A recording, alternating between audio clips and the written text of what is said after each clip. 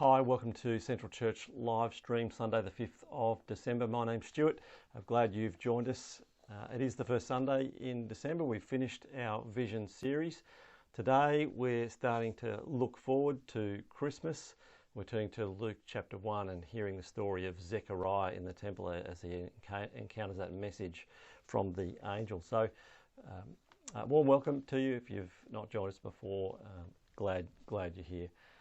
I'm going to turn to Luke chapter 1 and I'm reading from verse 5 down to verse 17.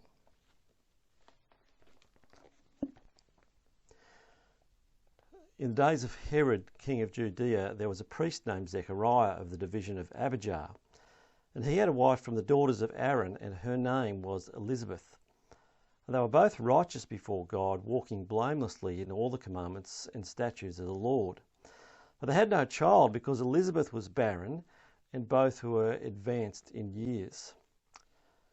Now while he was serving as a priest before God, when his division was on duty, according to the custom of the priesthood, he was chosen by lot to enter the temple of the Lord and burn incense. The whole multitude of people were praying outside at the hour of incense. And there appeared to him an angel of the Lord standing on the right side of the altar of incense. And Zechariah was troubled when he saw him, and fear fell upon him.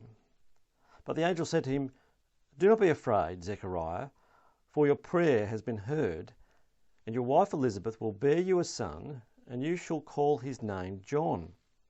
You will have joy and gladness, and many will rejoice at his birth, for he will be great before the Lord. And he must not drink wine or strong drink, and he will be filled with the Holy Spirit even from his mother's womb. And he will turn many of the children of Israel to the Lord their God, and he will go before him in the spirit and power of Elijah to turn the hearts of the fathers to the children, and the disobedient to the wisdom of the just, to make ready for the Lord a people prepared." I'll ask you to pray with me as we think about those words. Lord, as our minds do turn to Christmas, as gifts are on our thoughts, and Christmas and all the things that are surrounding that, help us now to just hear about some of these things that fall in the background, some of the things that are precursors to even the arrival of Jesus. We pray that your word will speak truth and light to us now, and pray this in Jesus' name. Amen. There's a Christmas ad. Pretty good chance you've seen it. It raises a bit of a conundrum that usually comes up at Christmas. And we're going to just watch it now. So, do you know what you want for Christmas? I'm not really sure. Surprise me, hon. You're so good at picking. Don't need a thing unless it's bling. Maybe don't know sorry. A look that is so me. No pressure, whatever, I'm easy. Just something small. A big black one. Happy with anything. What would you like? Some tech or new decor? I think I know the store. To find a gift that you'll adore.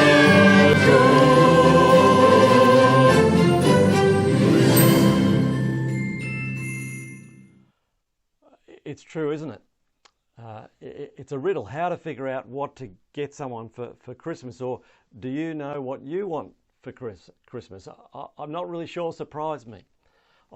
Just something small. Anyone use that line? You're so good at picking. They're all little word bombs, aren't they? You have to decipher what people really mean, and if you get it wrong, well, look out.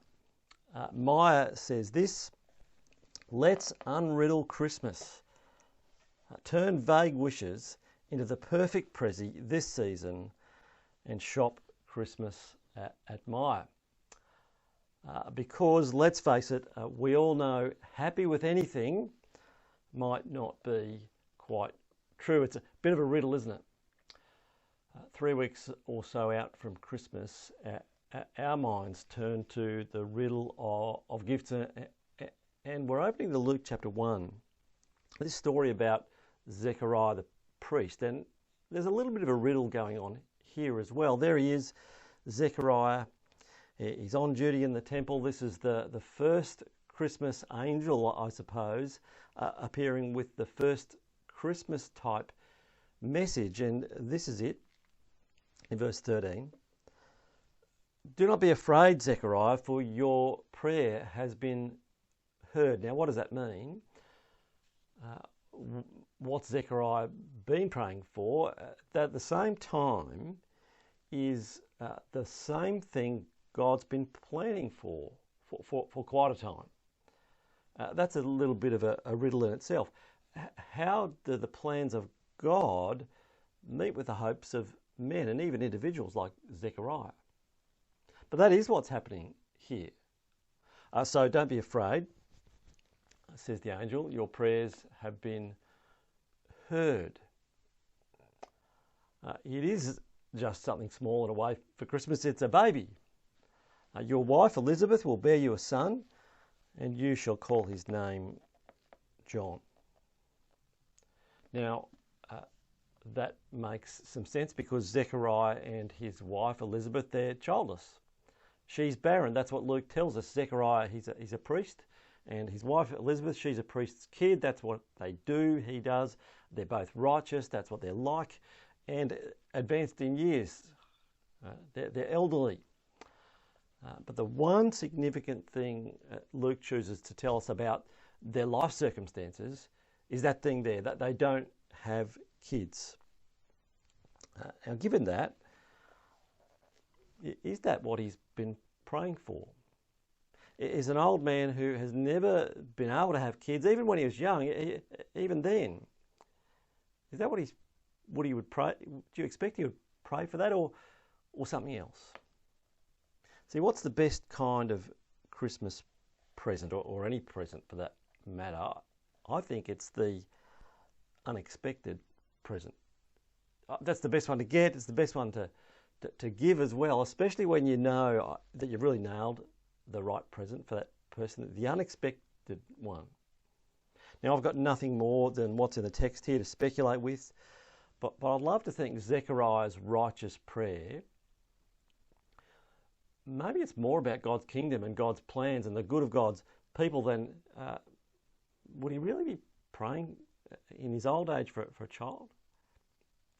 I really love to think that in God's eternal plans, he's factored in this beautiful, unexpected little bonus for Zechariah and Elizabeth. You're going to have a son. Do you ever think like that? Do you ever think God's big plans? Yeah, that's great, God, you've got some big plans, but you don't really care about my plans, my concerns, my troubles. You feel a bit disconnected? That somehow God actually doesn't know even about your little concerns or your big concerns. They don't matter to him. And I think it's just nice the way it does happen here. God's plans, they just include Zechariah and this beautiful surprise. And God knows his circumstances. Now there's a description here of what John will be and what John will do. And that's what I want to unpack today. Pardon the pun. You'll call him John, says the angel, and you'll have joy and gladness. No doubt about that. But also many will rejoice at his birth, for he'll be great before the Lord. So there's something important about John that is not just that he's the child of these barren people, but there's something that is critical to the mission of Jesus. So critical, in fact, he mustn't drink strong drink. So important that he'll be filled with the Holy Spirit even from birth, even from his mother's womb. So this whole section is really pregnant with expectation. If there was such a thing as a spiritual seismometer, it would be just going off the charts now. When John's born, you get a sort of a crescendo in Luke, verse 66 of chapter 1. It says, everyone who heard this wondered about it, asking, what then is this child going to be? For the Lord's hand was with him. Not sure what they mean by that. Maybe he just was a good sleeper or something. It's easy to overlook John's significant role when his birth is so close to Jesus. In fact, Jesus himself, talking about John, actually says in chapter 7, he says, I tell you, among those born of women, there was no one greater than John. No one greater than John, of any men born. So what's so important? What is John going to be? Well, let's hear from the angel Gabriel, because he drops a few decent hints back there in verse 16. Read it with me. Why will it be great? Because many of the people of Israel will he bring back to the Lord their God. Literally, it's turn. Same word in the next verse. He will turn the people around. Now, what do you think about that? We've just heard from Jesus himself, the man before whom there is no one greater. You think about Moses, who parted the waters of the sea. Greater than Samuel, greater than the great King David. Greater than them, without calling down fire from heaven, without going into battle, without even, you might call it, a mildly impressive miracle. Is that it? Is there more? Well, there is more. That Deirdre goes on, verse 17, and he will go on before the Lord in the spirit and power of Elijah. Well, now we're getting somewhere, because Elijah was an impressive dude. He was a cool dude. You can read about it in 1 Kings 17. Elijah, he's the one who gets fed by the ravens in the drought. He gives the widow of Zarephath unemptiable jars of oil. Let's keep filling up. Later on, he raises her dead son to life. He battles the prophets of Baal on Mount Carmel. And he does call down fire from heaven. He ends a drought by praying. He does this thing where he runs ahead of King Ahab's chariot like Usain Bolt. He runs all the way to Jezreel. I mean, this is a guy, talk about fireworks. So spectacular. And Gabriel says John will have something of that spirit and that power. Wow. What's he going to do then? He'll go on before the Lord in the spirit of and power of Elijah to what? Well, to turn. There's that word again. To turn the hearts of the fathers to their children, and the disobedient to the wisdom of the righteous, to make ready a people prepared for the Lord. That's it. That's it. Gabriel out. See ya.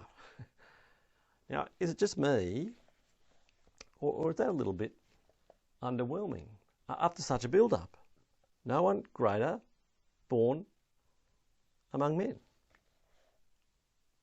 Now, if you go on to read the detail in Luke's Gospel, John does a bit of preaching. He does some unusual things. He dresses a bit unusually. He eats locusts and honey. And he doesn't separate the waters of the Jordan. What he does do is takes people down into it to baptise them. So here's Moses at the Exodus, separating the sea. God's people go through the sea on dry ground, but with John, they all get wet. There's no smiting, there's no running that he does, nothing really outwardly miraculous. Hardly any fireworks at all. But lots of times in the Bible, that is actually how It is. There's lots of fireworks, but is that always the most important? And I think it is the same in the church. You remember Jesus sends out the 72 disciples on a mission, and they come back saying, "You should have seen it, Jesus. It was amazing. We were expelling demons. There was miracles going all over the place." But Jesus douses that down a little bit. He says, "Don't be so happy just because the spirits submit to you, but rejoice because your names are written in heaven." Something you can't see. So I guess if I'm underwhelmed by John's job description, if you're underwhelmed by John, it's probably good to ask, what have I missed? And I think the point is the significance of the turning. I mean, we think about it. What was all the fireworks about? You know, the Exodus miracles. What was it all about, the parting of the Red Sea, the battle on Mount Carmel with the prophets of Baal? What was it about the David and the Goliaths and the Samsons? Between the Spirit-filled prophetic words and the saving supernatural events, what is the point? And you might say, well, it's to show God's glory, and that'd be true. But what is God doing in and amongst people? What's the end game? Why is he doing those things? Well, is it not to do with the very thing John, the job John has got to do here? Is it not so God's people and other people looking on and us reading would turn from trusting idols and worthless things, turn from disobedience, turn from foolishness, turn from wickedness, turn from evil, turn from rejecting his rule, and turn from death to life, from darkness to light. In some ways, the greatest miracle, it would seem, isn't the most spectacular outwardly. It's the one that actually ends with a decent bit of turning. It's just a helpful thing to be reminded of as an individual, as in the church, as Christians, as churches. We can actually fall into the trap of doing things that are just outward. That might be impressive, but not as impressive the kind of thing John is doing here. Things, maybe we just do things that are religious, things that other people are doing, make you feel like you're doing something, that look good. It's a bit of a trap. And we, especially in leadership of the church, can just end up going for the thing that will get the eyeballs, the clicks, the Facebook likes. They'll be popular. John was particularly popular, but what he was doing was talking about repentance, preaching and teaching and living it as well. So the greatest preaching, what do you think that produces? How do you define it? What about the greatest friendship? What about the greatest parenting or the greatest witness? What's the greatest goal of the church? Has it not got to do with the effect of turning? Preaching that helps us turn, friendships that help us turn, parenting that helps us do that, witness that helps us do that, discipleship as a goal of the church, growing followers of Jesus. Is that not about getting us to turn and turn each day and follow Jesus and turn and keep turning away from other things and to Jesus? So in a sense, repentance is the miraculous. It's the miraculous, spirit-empowered action of turning. And John's going to be spectacular at that, at preparing people in that way. Gabriel says he's going to make ready a people prepared for the Lord. That's, I guess, that's the spirit of Christmas in one sense. If you're looking for a biblical one, if you jump down to Zechariah's song, which is towards the end of this chapter, verse 76. Again, we're asking the question, we're trying to answer the riddle, what is the answer to his prayer? Gabriel says, God's heard your prayer. What was he praying for? Was it just a son?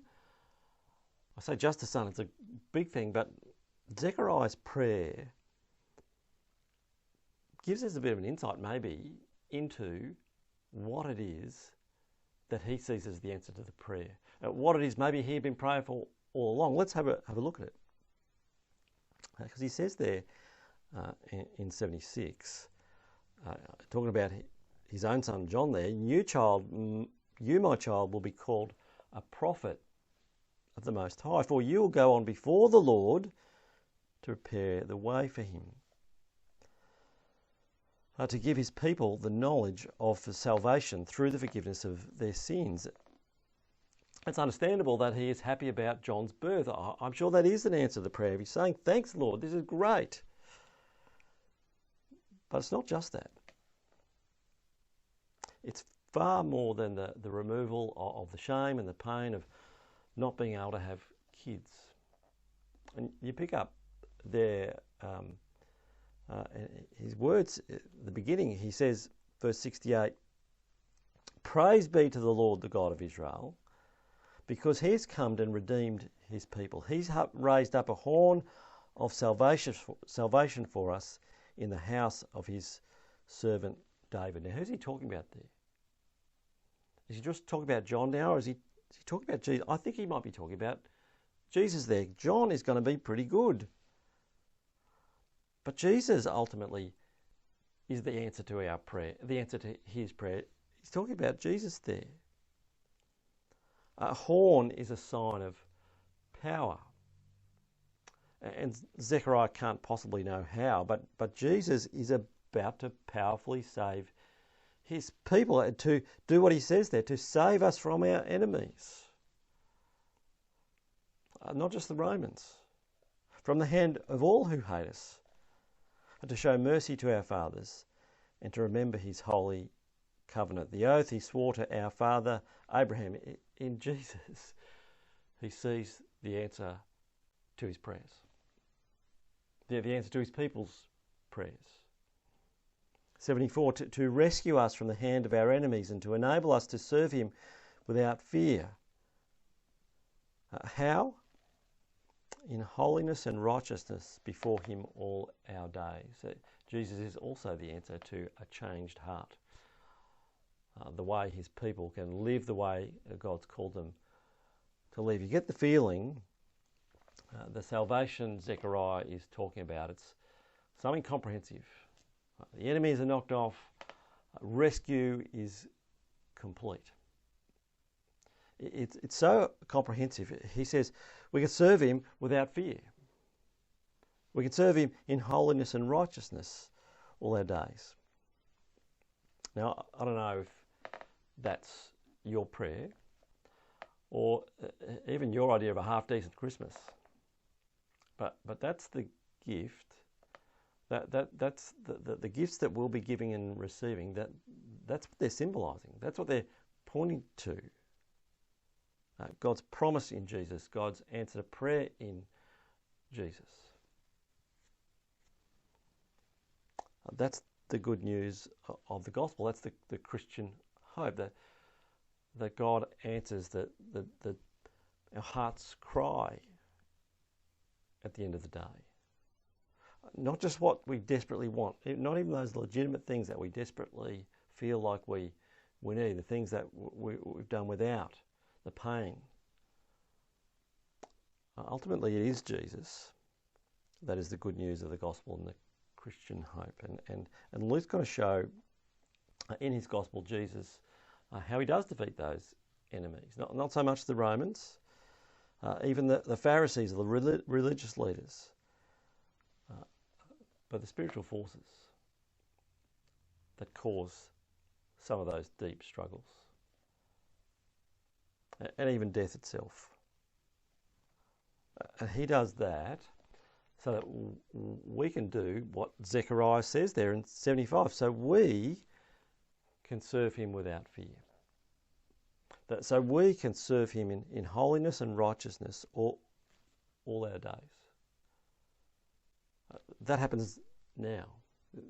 This is it's a great way, sort of poetic way. He finishes there, Zechariah. He says, because of the tender mercy of our God, this is 78, because of the tender mercy of our God, by which the rising sun will come to us from heaven to shine on those living in darkness and the shadow of death, to guide our feet in the path of peace.